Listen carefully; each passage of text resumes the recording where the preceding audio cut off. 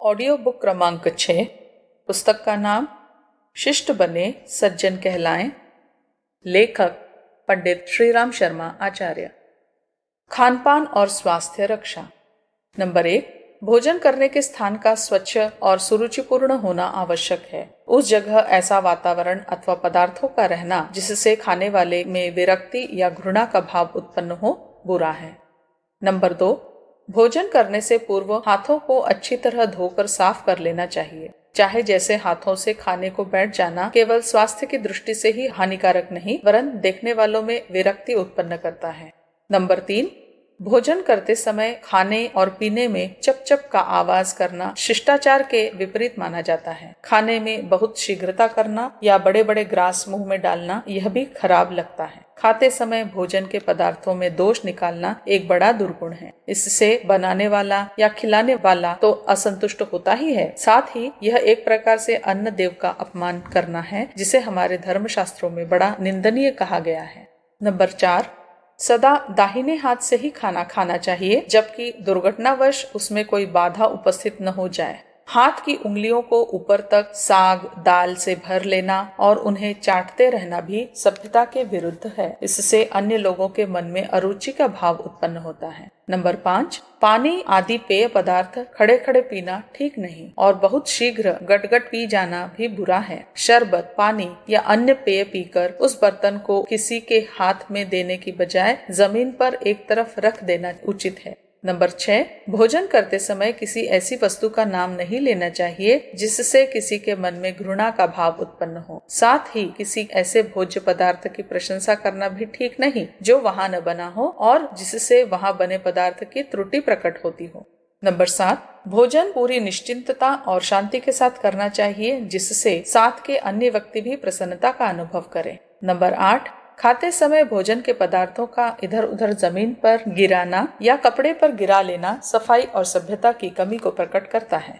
Number 9, बहुत लोगों के साथ एक पंक्ति में भोजन करते समय बहुत सोच समझकर बोलना चाहिए। ऐसे अवसर पर यदि किसी प्रकार का हंसी मजाक हो भी तो उसमें पूर्ण शिष्टता का भाव रखना आवश्यक है। ऐसे अवसर पर जो लोग दूसरों की निंदा, अपवाद, संवाद, असंबंधी या लांछित करने वाली बातें करते हैं, उनको सज्जन नहीं कहा जा सकता। नंबर 10, पतले और चिकने पदार्थों को हो सके तो चम्मच आदि से खाओ, जिससे उनके चारों तरफ फैलने या गिरने की आशंका न रहे। नंबर 11, हमारे यहाँ भोजन करते समय मौन रहने की बड़ी महिमा बताई गई है, पर वर्तमान समय में 10-5 आदमियों के साथ भोजन करने को बैठने पर बिल्कुल न बोलना भी अच्छा नहीं माना जाता। तो भी ऐसे अवसर पर बहुत अधिक गपशप करना जिसमें भोजन भी ठीक तरह न किया जा सके, उचित नहीं। नंबर 12, चलते फिरते घूमते टहलते हुए खाना स्वास्थ्य की दृष्टि से तो हानिकारक है ही, सभ्यता के भी विपरीत है। इसी प्रकार सिवाय बीमारी की हालत के लेटकर या पड़े पड़े खाना भी अनुचित है। नंबर 13, खाने पीने की चीजों को लांघ कर चलना बहुत बुरा है। इससे उनमें मिट्टी, धूल या कोई अन्य गंदी चीजें गिर जाने की संभावना रहती है। बातचीत और रहन सहन। नंबर 1, जहाँ 2-4 व्यक्ति निजी बात कर रहे हो वहाँ पास जाकर बैठना अनुचित है और बिना पूछे किसी प्रकार सम्मति देना भी मूर्खता है। नंबर 2, बातचीत करते समय अगर कोई अनुचित या गलत बात मुंह से निकल जाए तो उसके लिए तुरंत क्षमा प्रार्थना कर लेनी चाहिए।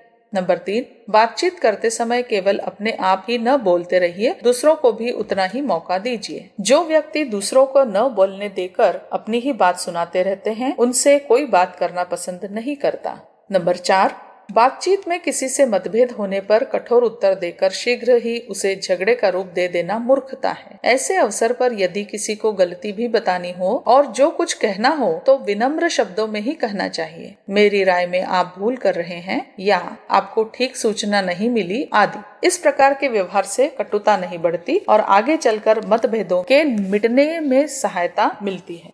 नंबर 5, अनेक लोगों को साधारण बातचीत में भी अकारण गाली बकने की आदत पड़ जाती है। उसे न वे बुरा समझते हैं और न उनके स्तर के अन्य लोगों को उसमें कोई दोष जान पड़ता है। पर इस तरह मुंह से सदैव गाली या अश्लील शब्द निकालते रहना सभ्यता के विपरीत है। इसी प्रकार मित्र मंडली से हंसी मजाक में भी शिष्टता की सीमा का भी उल्लंघन नहीं करना चाहिए। हो सकता है कि आपस के 2-4 अंतरंग मित्रों में ऐसी बातचीत प्रेमालाप समझी जाए, पर ऐसे लोगों के सामने भी आपके मुंह से गंदे शब्द निकल सकते हैं जो उन्हें सज्जनोचित नहीं मानते। इसमें आपकी प्रतिष्ठा की हानि होगी।